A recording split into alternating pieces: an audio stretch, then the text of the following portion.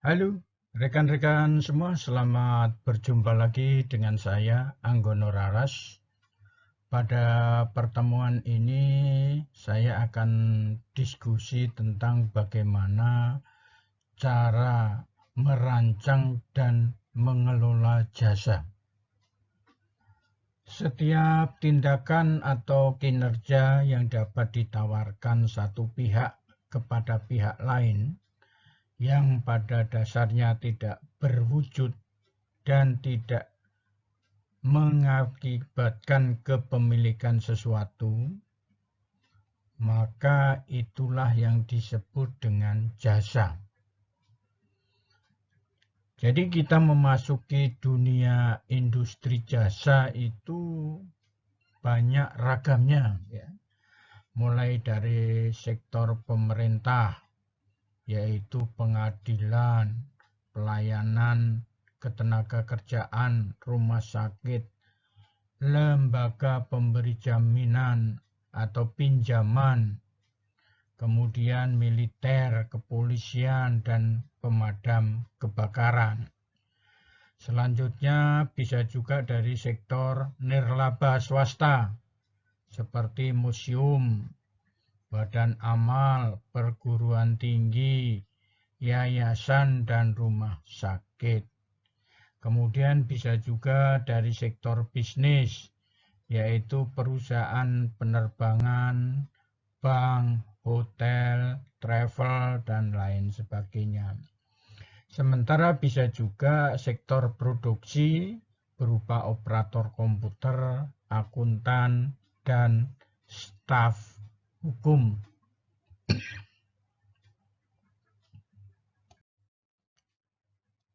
Tipe pemasaran jasa. Jadi rekan-rekan semua, kita perlu mengenal apa yang dimaksud dengan tipe pemasaran jasa. Tipe pemasaran jasa ini ada 3 hal yang perlu kita diskusikan. Yang pertama adalah internal marketing. Internal marketing itu merupakan perusahaan jasa yang berorientasi dan memotivasi karyawan yang berhubungan dengan pelanggan dan layanan pendukung untuk bekerja sebagai tim untuk memberikan kepuasan pelanggan. Untuk mengelola internal marketing dapat dilakukan dengan rantai profit jasa atau service profit chain, internal service quality, kepuasan karyawan, nilai jasa, kepuasan pelanggan, dan loyalitas pelanggan, dan pendapatan serta profit yang meningkat. Interaktif marketing merupakan satu kondisi di mana kualitas layanan pemasaran jasa, kualitas sumber daya manusia, dan kualitas distribusi perlu diperhatikan di dalam melayani pelanggan, ya, di dalam melayani konsumen, di mana karyawan bertemu langsung dengan konsumen. Sementara external marketing merupakan satu kegiatan perusahaan jasa dengan jalan menawarkan jasa kepada pelanggan dan mendistribusikan jasa tersebut agar dapat dinikmati oleh konsumen.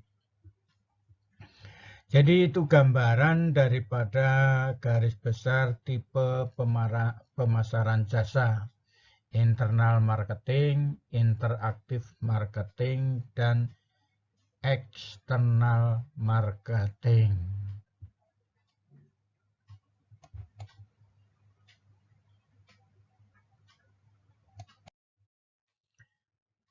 Selanjutnya jasa bauran pemasaran, ya. Jadi kita akan diskusi tentang bauran pemasaran jasa pada posisi jasanya. Karena yang namanya produk itu bisa berupa barang dan bisa berupa jasa. Jadi produk jasa adalah pelayanan atau jasa yang dihasilkan oleh sebuah perusahaan. Untuk menghasilkan jasa tersebut biasanya dibutuhkan fasilitas pendukung agar dapat dinikmati oleh konsumen. Sebagai contoh pada layar terlihat yaitu jasa transportasi udara. Agar jasa tersebut dapat dinikmati oleh konsumen, maka perlu adanya dukungan pesawat terbang. Supaya pesawat terbang dapat bergerak, take off dan landing, maka perlu adanya air crew. Air crew itu ada pilot, ada pramugari, dan ada fasilitas pendukung lainnya. Jadi itu namanya atau gambaran daripada jasa penerbangan ya, jasa transportasi udara. Kemudian kita masuk ke bauran pemasaran jasa dengan apa yang dimaksud dengan place. Place merupakan proses distribusi agar jasa dapat dinikmati oleh konsumen. Masih dalam kaitan jasa transportasi udara, agar konsumen dapat naik pesawat, maka dibutuhkan terminal bandar udara atau bandara. Kemudian garbarata. Garbarata itu adalah belalai gajah, yaitu jembatan yang menghubungkan terminal dengan pesawat. Sehingga penumpang tidak perlu naik turun lagi, dia langsung dari ruangan tunggu, langsung masuk ke pesawat. Itu namanya garbarata. Selanjutnya adanya ruang tunggu dan fasilitas pendukung lainnya. Kemudian bauran pemasaran jasa pada sektor promosi.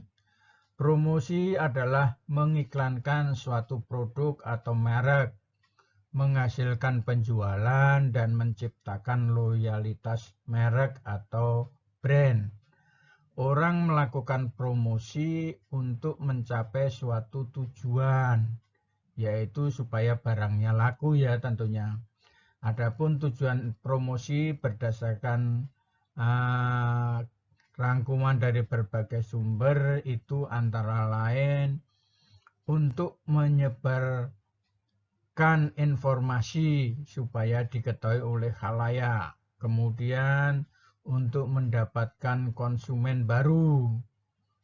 Kemudian untuk menaikkan penjualan. Untuk membedakan dan mengunggulkan produk dari produk orang lain atau perusahaan lain.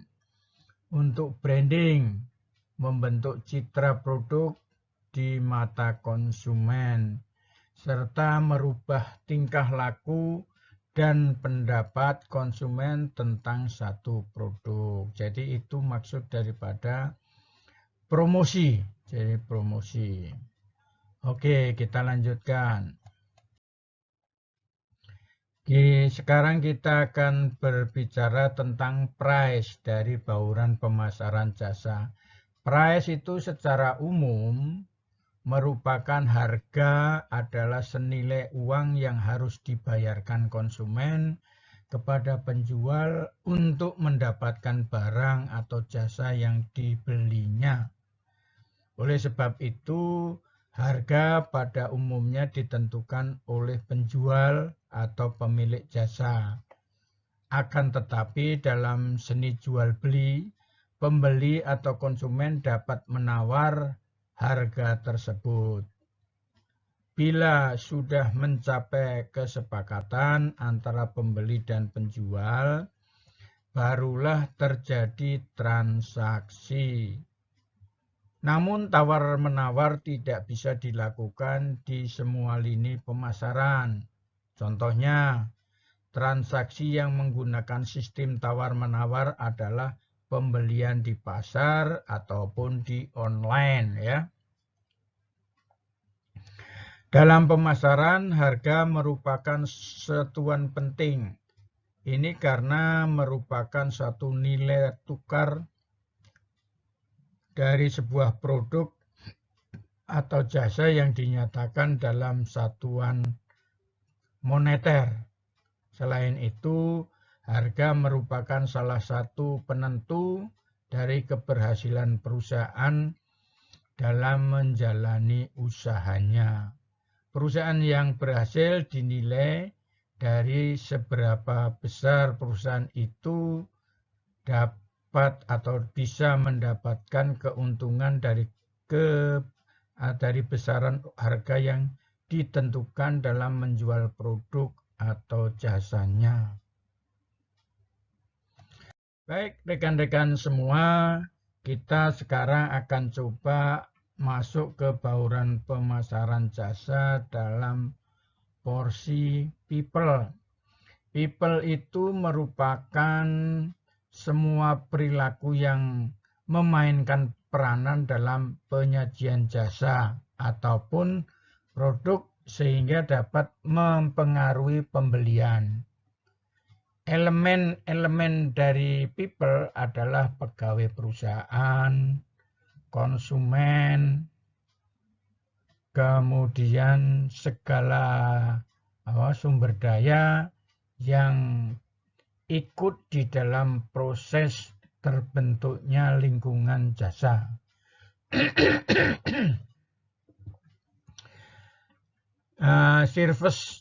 Service people untuk organisasi jasa itu biasanya memegang jabatan ganda, yaitu mengadakan jasa dan menjual jasa tersebut melalui pelayanan yang baik, cepat, ramah, teliti, dan akurat, dapat menciptakan kepuasan dan kesetiaan pelanggan terhadap perusahaan yang akhirnya akan meningkatkan nama baik perusahaan.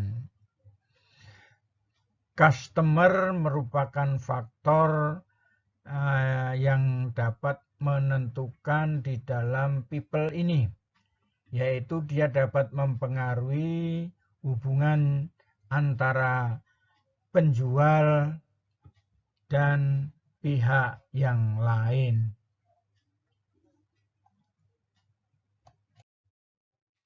Rekan-rekan semua, kita lanjutkan dengan bauran pemasaran pada sektor proses ya. Proses merupakan satu cakupan bagaimana cara perusahaan melayani permintaan setiap konsumennya, mulai dari konsumen memesan atau melakukan order hingga mereka mendapatkan apa yang mereka inginkan. Beberapa perusahaan tertentu biasanya memiliki cara yang unik atau khususnya dalam melayani konsumennya. Seperti halnya di suatu restoran, ada beberapa restoran yang memberikan fasilitas open kitchen, di mana konsumen bisa melihat tiap proses pembuatan makanan yang mereka pesan. Cara servis seperti ini adalah satu contoh penerapan strategi marketing mix pada satu bisnis kuliner. Baik, rekan-rekan semua, saya akan coba menjelaskan tentang bauran pemasaran jasa pada sektor physical evidence atau bukti fisik. Fasilitas pendukung merupakan bagian dari pemasaran jasa yang memiliki peranan cukup penting karena jasa yang disampaikan kepada pelanggan tidak jarang memerlukan fasilitas pendukung di dalam penyampaiannya. Hal ini akan semakin memperkuat keberadaan dari jasa tersebut. Karena dengan adanya fasilitas pendukung secara fisik, maka jasa tersebut akan dipahami oleh pelanggan. Para pemasar dalam menciptakan layanan berkualitas perlu memperhatikan elemen layanan fisik yang disertakan. Peranan yang berkaitan dengan layanan pelanggan juga harus diperhatikan oleh manajemen perusahaan. Gedung yang megah dengan fasilitas pendingin, alat telekomunikasi yang canggih, atau perabot kantor yang berkualitas menjadi pertimbangan pelanggan dalam memilih suatu produk atau jasa.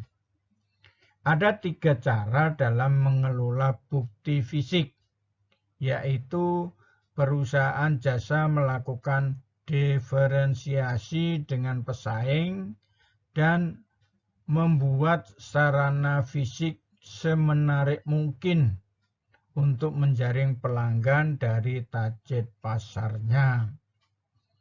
Yang kemudian yang kedua, menggunakan simbol atau syarat atau isyarat untuk mengkomunikasikan secara intensif kepada konsumen mengenai kekhususan kualitas dan produk atau jasanya. Yang ketiga, memberikan baju seragam yang berwarna, bercorak, suara dan desain untuk menciptakan sesuatu yang lain dari produk jasa yang ditawarkan. Begitulah rekan-rekan semua, mudah-mudahan diskusi ini bermanfaat. Terima kasih, selamat belajar.